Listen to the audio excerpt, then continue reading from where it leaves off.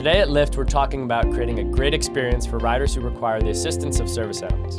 It's important because it covers two big values for us: the right for everyone to get a safe ride and have a great experience. One of the top questions we get is whether drivers have to take service animals.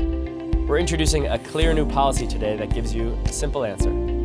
It's always yes. And while it will be rare that you get a rider with a service dog, we know you have some questions.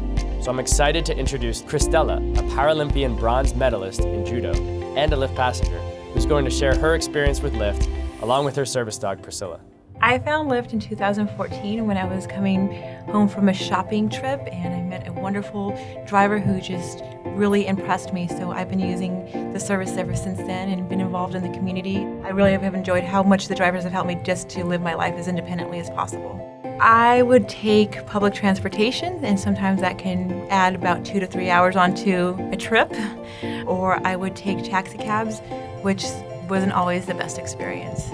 So you notice that she has, this is called her harness, and when she has this on, it's kind of like she is in work mode. That indicates to her that she needs to focus and that she is doing her job as a service animal.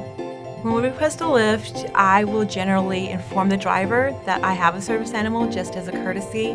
And then when the Lyft arrives, I will, if I'm by myself, I will want to get into the back seat, and then I have Priscilla climb in on the floor, sit by my feet, and just curl up so she's not, getting the car dirty in any way and not disturbing the driver. So the training to be a full-fledged service animal is pretty intense. Priscilla went through a year of socialization training with a puppy raiser, and then she went to some intense training with specific service animal trainers where she learned all the cool things like how to find the doors, how to sit on the bus, how to ride in a car, how to get in a plane. Priscilla's been on a cruise, so when I'm traveling, she will let me know if there's, stairs, if there's something that's a branch hanging over my head. When we come to a curb, she can find the end of the line, she can find a chair.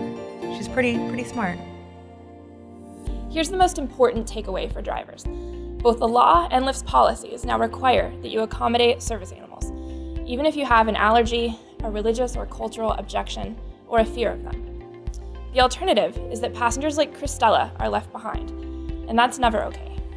If you're worried about your car, hopefully it's clear that these are not your average animals. But in the rare case they do cause a mess, Lyft's got you covered. Your rides make a big difference for passengers with service animals.